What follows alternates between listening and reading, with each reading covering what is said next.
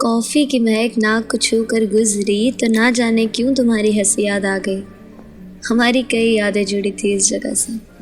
मैं आज फिर वहीं आकर बैठा जिस जगह बैठे आदमी को देखने की हम हमेशा कोशिश किया करते थे। कैफ़े की ये वही टेबल थी, इसकी कुछ दूरी पर हम बैठा करते थे। इसकी कुर्सी दीवार की तरफ मुंह रखती थी, इसलिए शायद कभी हम उसका चेहरा देख ही नहीं पाए। याद है, इस पर हमेशा एक काला कोट पहना घनी दाढ़ी वाला आदमी बैठा करता था। काफ़ी उदास रहा करता था वो, ना जाने कौन से गम में था। तुम हमेशा उसका मजाक बनाते हुए कहा करती थी कि शायद उसकी बीवी उसे छोड़कर चली गई है और इतरा जाती थी। ये रफ़ीक कैफ़े है, बॉम्बे की जान। बैंड्रा के चौराहे पर पीपल के पेड़ से ढका हुआ ये कैफ़े खुद में ही एक अफसाना है। ये काफ़ी साल पुराना है। यहाँ के कुछ लोग तो इसे मोहब्बत की निशानी भी मानते हैं। ना जाने इसने कितने बनते बिगड़ते रिश्ते देखे हैं। लोग कहते हैं ये तब शुरू हुआ था जब इस कैफ़े के मालिक को अपनी माशूका से मिलने के लिए कोई जगह नहीं मिलती थी, इसलिए उसने कई साल पहले यहाँ एक चाय की दुकान खोली। उसकी माशूका यहाँ दूध ब्रेड लेने के बहाने आ जाया करती थी।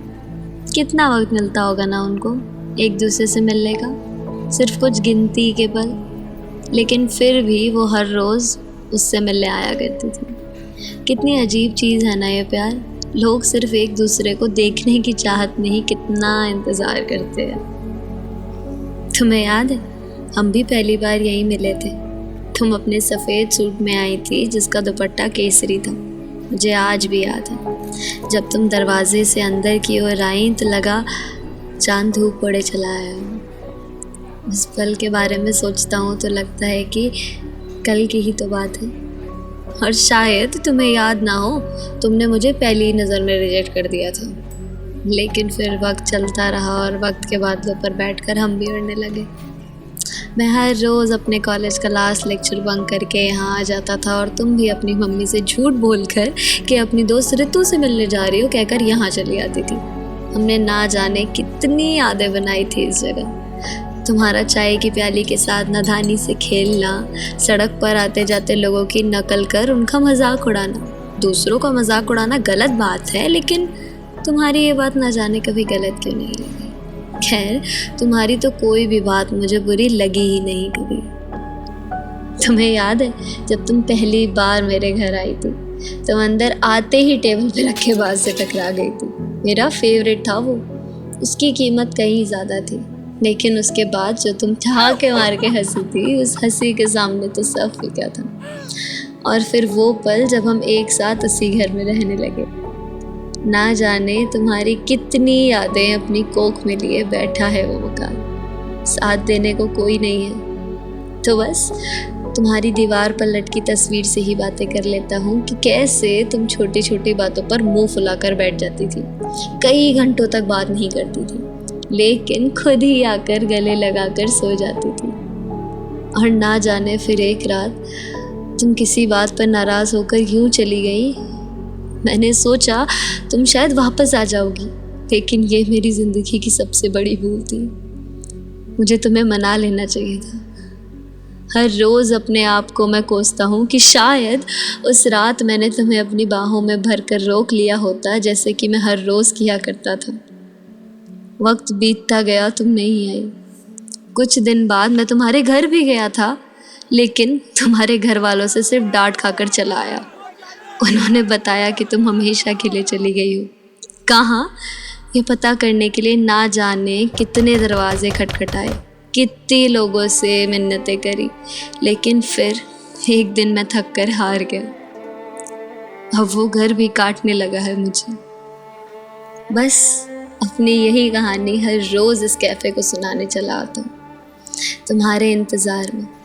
पर अब साइड की उस कुर्सी पर मैं बैठा हूँ, जहाँ कभी वो बुढ़ा थका हारा आदमी बैठा करता था। तुम्हारे चले जाने के कई दिनों बाद उस आदमी ने भी आना बंद कर दिया। कई दिनों बाद उसकी लाश एक गटर में मिली, ना जाने कब से पड़ी सड़ रही थी। वो इस कैफ़े का मालिक था। ये लोग जो मोहब्बत में फंस जाते हैं, वो पार क्यों नहीं लग पाते। फ़िलहाल मेरा भी हाल आजकल कुछ उसी के जैसा है। बड़ी लंबी दाढ़ी, वही अपना कॉलेज का ब्लेज़र पहन कर यहाँ आ जाता हूँ। टेबल में लगी कील में फंसने की वजह से वो थोड़ा फट गया है, पर फिर भी वही पहन कर चला आता हूँ। बस यही मुराद लिए कि शायद किसी रोज़ तुम आओ तो मुझे एक ही नज़र में पहचान जाओ। और अब 7 साल बाद जब तुम आई तो लगा मेरा पुराना वक्त साथ ले आई हो। तुम बिल्कुल नहीं बदली, वही शरारत भरी आंखें लिए मुस्कुराती हुई ढूलती हुई चली आ रही थी। बस वजन से थोड़ी भारी हो गई हो, पर अच्छी लगती हो। तुम्हारे होंठ आज भी उतने ही लाल हैं, आज भी शायद गुलाबे ने देख के शर्मा जाते होंगे। आज भी एक तक भर देखने को घंटों तक देख सकता था। सब कुछ बिल्कुल पहले जैसा मालूम पड़ता, सिवाय उस बच्चे के जो तुम्हारी गोद में बैठा है। उसने जब तुम्हें मम्मी कहकर बुलाया तो मेरे मन में ना जाने कितने हमारे पुराने वादे याद आ गए। तुम्हारे सामने बैठा आदमी शायद तुम्हारा पति होगा। खैर, खुश दिखते हो तुम साथ में। उसने जब वेटर को पैसे देते हुए तुमसे चलने को कहा तो मैं थोड़ा संभल कर बैठ गया, क्योंकि अब ये वो पल था जिसका मैं पिछले कई घंटों से इंतज़ार कर रहा था, इस उम्मीद में कि शायद तुम पहले की तरह जाते वक्त उस आदमी को देखने की कोशिश करो जो यहाँ इस कुर्सी पर बैठकर किसी का इंतज़ार किया करता था। लेकिन तुमने ऐसा नहीं किया। तुम चली गई और तुमने मुड़ कर तक नहीं देखा।